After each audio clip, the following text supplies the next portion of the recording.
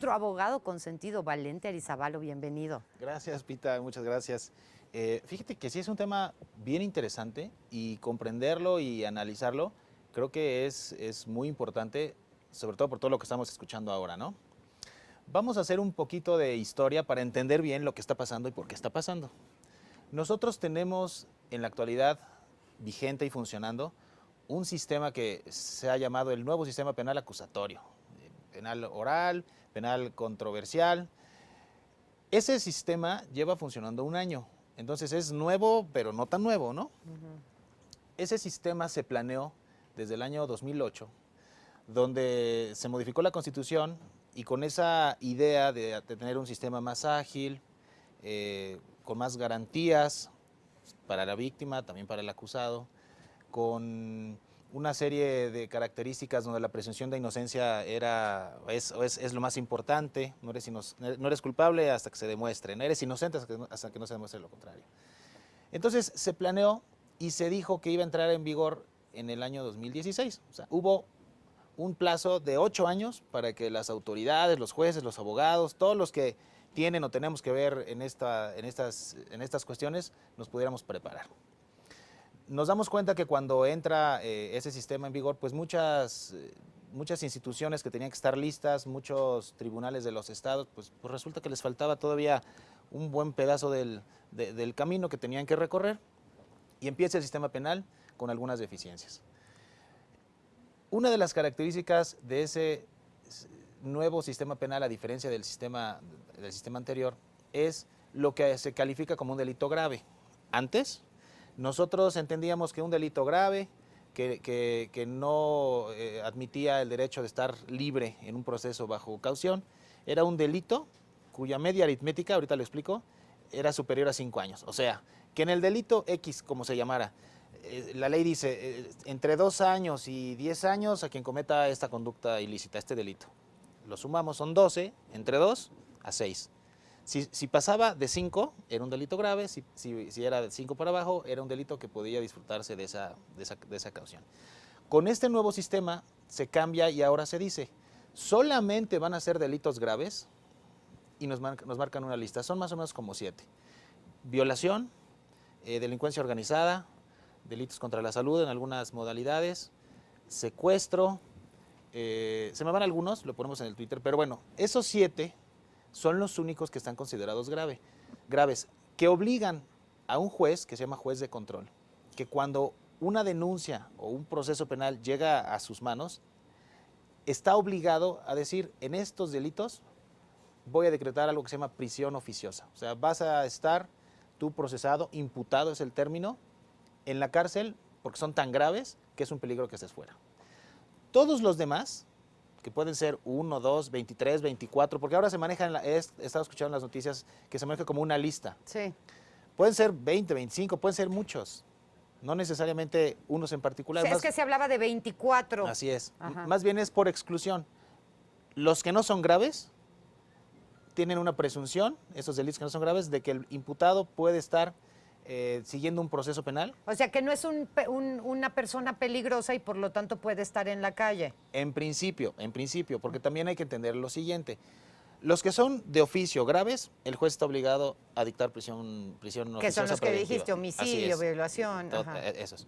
Los que no, tienen la presunción de poderse estar procesando en libertad, a menos, y ese es un punto bien importante, a menos que el juez que está viendo ese proceso considere que aunque sea un delito no grave, por las características del caso, por las características del imputado, reincidencia, algunas condiciones muy, muy particulares, pueda sustraerse de la acción de la justicia. O sea, aunque no sea un delito grave, por las características del caso y por tus características, pues yo voy a decretar como una medida provisional, como una medida precautoria, esa prisión por X tiempo, porque yo creo que pues tú si eres peligroso para la sociedad, aunque no sea un delito grave. Ok, entonces recae en el juez la decisión de dejarte seguir el proceso en libertad o que lo hagas dentro de la cárcel. Así es. A ver, algo de lo que se habla mucho, pero mucho, mucho, tiene que ver con el tema de la aportación de armas. Así es. Entonces, es que también hay de armas a armas, ¿verdad? O sea, no es lo mismo una 22, que de todas maneras es un arma, ¿no?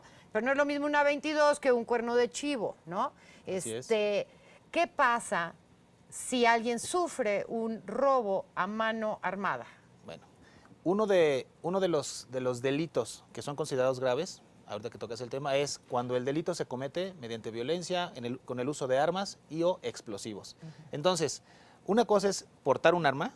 Si el delito es portar un arma porque traes un cuerno de chivo o una barret de esas que son impresionantes, pero no cometiste un delito extra, sino solamente la aportación, pues según el catálogo que nos está manejando esta nueva ley, pues no es un delito grave. O sea, por decir algo, entonces yo me puedo subir a mi coche y puedo traer una ametralladora, un cuerno de chivo, 7 pistolas. ¿Ese no es un delito grave? No es un delito grave para el catálogo y estamos viendo con preocupación que en casos como este, ¿no? Pues la gente está saliendo, te encontraron con la ametralladora, bueno, pues no es un delito grave, a menos que durante el proceso seas reincidente, se te haya relacionado con el uso de esa arma o de algún otro tipo de armas, alguna circunstancia en particular por la que el juez va a justificar, pues aunque este delito como tal, en sí misma la aportación no es grave, por las circunstancias del caso yo decreto una prisión preventiva en los términos que el juez decida, porque también la prisión preventiva puede ser modulada por un mes, por 2 meses, por 6 meses. El papel que está tomando esto el juez en el desarrollo de los procesos penales en la actualidad es impresionante, es algo que no se veía antes. Y es el juez, pero también con la intervención de otras figuras que antes no tenían esa posibilidad, sobre todo pensando en la víctima. Nosotros vemos que ahora las audiencias son pues como en las películas norteamericanas, ¿no? Sí, O sea, de el frente juez a frente. frente a frente. Y entonces ahí se para el fiscal, que es nuestro Ministerio Público, a hacer una acusación, a hacer una relación de hechos, de pruebas, y le imputa directamente a la persona que está ahí presente la comisión de un delito. También está la víctima con un asesor jurídico, su abogado. Ahora la víctima también puede ofrecer pruebas, hacer imputaciones directas, puede intervenir de manera más activa en ese tipo de audiencias. Por eso es adversarial, es frente a frente, cara a cara. Y el juez tiene que resolver en vivo con los elementos con los que cuente. Entonces, si el juez le allegan o él consigue o el Ministerio Público le aporta, porque esa es una falla que se ha venido presentando. El Ministerio Público aporta los elementos necesarios para que el juez considere que esta persona, aunque el delito no haya sido grave, debe estar privada de su libertad u otro tipo de medidas, ¿no? O sea, de lo que se trata es que las medidas que el juez dicte sean para que el acceso efectivo a la justicia en favor de la víctima se respete, para que haya reparación del daño, para que el imputado no se sustraiga, no se fugue. Entonces, así como puede ser una orden de prisión preventiva, puede ser también, ven a firmar cada mes, el uso de brazaletes electrónicos que está en ley, quizá no se ve mucho, pero es una manera que el juez se cerciore, te voy a embargar una cuenta, te voy a dictar un arraigo, medidas que el juez puede tomar justamente para que ese proceso se concluya y el imputado pues, tenga que estar presente para que no se fugue. Ok, tú como abogado, ¿ves este nuevo sistema penal acusatorio como algo favorable? La idea, la esencia, el motivo por el cual se planteó, me parece que es favorable, es mejor de lo que teníamos antes. Antes, una imputación directa del Ministerio Público, tú tenías que demostrar que eras inocente, era algo como muy complicado, y si la gravedad del delito pues era tal que no podías estar en libertad bajo caución, vimos muchas personas que estaban detenidas, que después de X tiempo de proceso, pues fíjate que siempre no, o no hubo elementos, entonces estuviste injustamente privado de tu libertad. Esa fue como la idea de hacer las cosas al revés. Entonces, Bueno, pero en la idea está bien, ajá. en la práctica es donde se están presentando ese tipo de problemas. Que como todo en esta vida tiene dos caras, ¿no? Por una parte está toda esta gente que era inocente, que estaba encarcelada o a la que no se le dictaba sentencia durante años. Pero también está el otro tema, y lo vemos al regreso de esta. Estamos con Valente Arizabalo, abogado. Estamos hablando del nuevo sistema judicial penal. Es algo de lo que se ha hablado mucho. Vemos algunos digamos, mandatarios, ¿no? Que se están quejando y dicen, es que si está aumentando la criminalidad es porque se salieron, o sea, porque ya dejaron salir a un montón de criminales de la cárcel. Bueno, eso está sucediendo justamente por ese principio garantista que tiene el sistema. Hay que reconocer que después del 2011 hay una modificación a la Constitución, y entonces ahora se ha hablado desde hace mucho tiempo, pero ahora está en ley el principio pro homine, en favor de la persona y el respeto de todas las autoridades a los derechos humanos, que también ese es un tema, ¿no? Cuando se habla de los derechos humanos y los delincuentes, es Pues un siempre tema. hemos tenido el mismo problema, que se protege mucho al delincuente y a veces muy poco o nada a la víctima, ¿no? Ok, entonces lo que está sucediendo ahora es, el principio constitucional que dice que ninguna ley puede aplicarse de manera retroactiva en perjuicio de una persona, está ahí. Pero en materia penal funciona de una manera muy, muy particular. No en perjuicio, pero sí en beneficio.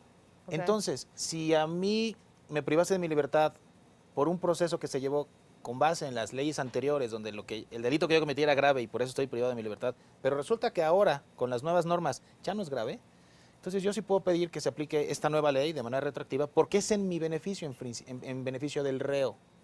Es un principio que está en nuestro sistema jurídico desde hace muchísimo tiempo. Entonces, ¿qué está sucediendo? Que las personas, los imputados, los que están privados de su libertad, dicen, bueno, tengo el derecho de que se me aplique la nueva ley. Señor juez, le vengo a plantear lo que tiene que ver con las medidas cautelares, en este caso la prisión, pues que revise mi caso, revise si el delito por el cual yo estoy privado de mi libertad es o no grave para las nuevas leyes, y si no es grave, y si el juez considera que no hay elementos como para que el imputado siga llevando su proceso en prisión, pues seguramente está abriendo las puertas. Y se están abriendo las puertas. Han salido miles de reos. Muchos. Ese es un motivo. Y hay otro motivo que también tiene que ver con una característica especial de esta ley. La idea de esta ley era pues que solamente estuvieran en prisión los que realmente tuvieran que estar, ¿no? Muchos delitos de corte patrimonial terminaban en un proceso judicial. Hablamos robo, como de fraude, daño en propiedad, que al final estamos hablando de algo patrimonial. Cierto tipo de delitos que tienen esa característica, se permite que haya una negociación, que haya una reparación del daño acordada, que haya un convenio entre la víctima y el imputado. O sea, si yo te robé $1,000,000 de pesos, Así pero nos podemos poner de acuerdo y tú decir, bueno, ya. Así es, Ajá. tú me puedes pagar el $1,000,000 de pesos, o me puedes pagar lo que cuesta el celular que me robaste, o el daño que ocasionaste en mi casa o en mi coche, me lo puedes pagar. O podemos hacer un plan incluso a futuro. ¿Sabes qué? Señor juez, llegamos a este acuerdo. Si el señor cumple con el acuerdo, entonces ya no habrá ejercicio de la acción penal. Si el señor no cumple, entonces seguimos adelante. Oye, Valente, pero aquí, a ver, sí hemos visto, vamos a poner específicamente en la Ciudad de México, sí hemos visto un aumento de robos y por lo menos la percepción general es que la ciudad se ha puesto más peligrosa, ¿no? Si dejan salir a los rateros, ¿no? A los rateros comunes, rateros, viles, que andan en la calle navajeando bolsas o que en el metro te sacan el teléfono, lo que sea, pues entonces, ¿qué hacemos? Porque van a seguir robando. Es una cuestión gravísima, y entonces se aprovechan muchas personas de esa deficiencia que puede tener el sistema, de que cuando el juez va a valorar o va a determinar si esta persona que quiere salir, que está dentro, acogiéndose el nuevo sistema, o que apenas está sometida a un proceso, el juez no está teniendo los elementos necesarios como para decir, pues tú eres un peligro para la sociedad, lo siento, tu delito no es grave, tienes que seguir bajo estas medidas cautelares. Ahí es donde está el eslabón. De hecho, ahora que se habla mucho de reformas, mucha gente dice, no, vamos a darle para atrás a la reforma. Claro. Mucha gente dice, no, vamos a esperar a que esto funcione. Pero quien ha puesto verdadera atención en el punto está detectando que ese es el problema. El juez tiene que resolver con los elementos que le aporta el Ministerio Público y otras dependencias que tienen que estar dándole seguimiento a las personas que están privadas de su libertad en un proceso. Entonces, también tiene mucho que ver en este armado del expediente, ¿no? Porque, por ejemplo, un cuate que se dedicaba a robar con puñal en la calle. El día que lo agarran, ese día no traía el puñal. Entonces, como no traía arma blanca, ¿no? Y no había en ese momento indicios de que hubiera herido a alguien, entonces va para afuera. No se acreditó el cuerpo del delito. Eso lo vemos todo el tiempo. Si nosotros nos fijamos, la mayor parte de las personas que son absueltas o que son liberadas por falta de elementos es por una deficiencia en la investigación, en la integración de la averiguación previa. Si nosotros vemos es por eso, y los abogados defensores en materia penal, pues lo que están siempre viendo es dónde está la deficiencia, dónde está el error, porque de ahí yo me puedo tomar para entonces liberar a la persona que estoy defendiendo. Sí es un caso, es un tema, como decíamos, muy, muy importante, y algo se va a tener que hacer. O sea, definitivamente no podemos esperar que las cosas estén como se están dando actualmente, ¿no? O se tienen que cerrar, se tienen que mejorar esos puntos, se tienen que reparar esos defectos, o se tiene que hacer alguna otra modificación, quizá ampliar el catálogo de delitos. Lo que hemos visto son como dos puntos, ¿no? El punto donde las autoridades dicen, no es justo que nosotros los detenemos y a los 4, 5, 10 días ya están en la calle, ¿no? Y la otra parte es la que dice, tuvieron mucho tiempo para aprender a armar bien los expedientes, entonces si no lo hicieron, no vengan ahora a llorar. Entonces, ¿cuál o ninguna? El problema es que los ciudadanos somos los que estamos en medio de toda esa situación. Entonces, yo creo que así como se están dando las cosas, algo vamos a tener que hacer, vamos a tener que ajustarnos y vamos a tener que ver de qué forma reparamos pues, las consecuencias que se han venido dando por las bondades del nuevo sistema, pero también por las fugas, por las cuestiones que quedaron inconsistentes en su aplicación. Ahora, hablas de los ciudadanos y bueno, hablemos de los ciudadanos víctimas, ¿no?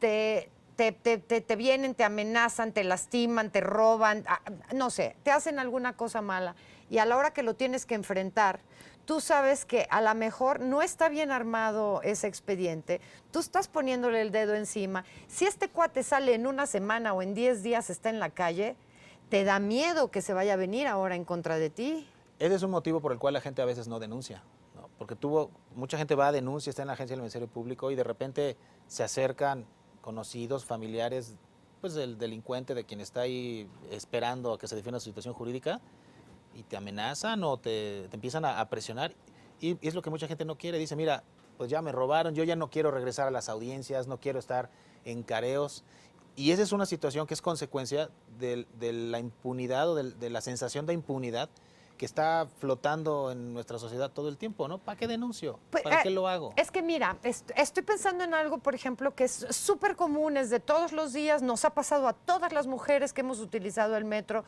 que es que te metan mano. Y te meten mano de una forma asquerosa. Digo, nunca es bonito que te metan mano, pero hay veces que de verdad es que es una cosa, es indignante, puntos, claro. Es ofensivo, es como si fuera una violación. Entonces, te dicen, pues denuncia. Ok, voy y denuncio al monito que me estuvo toqueteando. ¿Y luego qué va a pasar? Esa persona, si está denunciada, tiene que seguir un proceso, quizá en libertad, pero vamos a ser muy claros en algo. Si nosotros denunciamos y se siguen procesos, aunque el imputado esté en libertad, aunque pensemos que es una pérdida de tiempo, pero al final hay un resultado, esos antecedentes van a servir para que en un proceso futuro, un juez, si es que esta persona va a seguir haciendo lo mismo, un juez tenga elementos para decir, pues no es un delito grave, pero mira, llevas 1, 2, 3, 4, prisión preventiva. Prisión preventiva. Hay que darle al juez los elementos. Entonces, esa es una cuestión también cívica de invertirle, ¿no?, en tiempo para que este sistema pues pueda funcionar. Hay que darle la oportunidad porque al final es en beneficio también de nosotros. Pues claro, lo malo es que ahorita no estamos viendo el beneficio. No, ahorita no lo estamos viendo. ¿Quién lo está viendo? El que estaba en la cárcel. Que ojalá sea alguien que fue inocente y que no merecía estar en la cárcel, porque eso también sucede, ¿no? Así Pero es. Mientras tanto, de que ha habido un aumento en la criminalidad, ha habido. Si es por culpa de esto, no lo sabemos, pero de que ha habido, ha habido. Así es. Por eso es algo urgente, es algo que tenemos que tener de manera urgente, todos. Ay, Valente, pues, ¿qué vamos a hacer? Ahora, una pregunta. ¿Cuáles son una rápida lista de estos delitos de los que hablan, por ejemplo, los periódicos que hablan de 24 delitos? ¿Estupro? Estupro no es grave, abuso sexual no es grave, daño en propiedad no es grave. Nada más, márcame la diferencia entre abuso sexual El que y sí es grave, violación. el que sí es grave es violación. ¿Cuál es la diferencia? Implica una penetración por cualquier conducto analo-vaginal, por cualquier medio, puede ser a través del miembro viril o puede ser algún otro objeto, que es una violación equiparada. Todo lo que no, se entiende que O sea, no si es no grave. hubo introducción de nada, entonces es abuso. Es abuso sexual, puede haber estupro cuando estamos hablando de menores. Es un sinfín de delitos, porque recordemos que cada entidad federativa, cada estado tiene su lista de delitos, Claro. que esa es la otra. No tenemos todavía un código Pero que ima- regule pero todos los imagínate, delitos en el un país. abuso contra un niño, ¿no? Es gravísimo. Es gravísimo. Ya le echaste a perder la vida. En fin, es el abogado Valente Arizabalo y te agradecemos enormemente que hayas venido y así de fácil nos hayas explicado esto. Encantado, encantado, Pita. Saludos a todos, buen fin de semana. Gracias. Continuamos con más.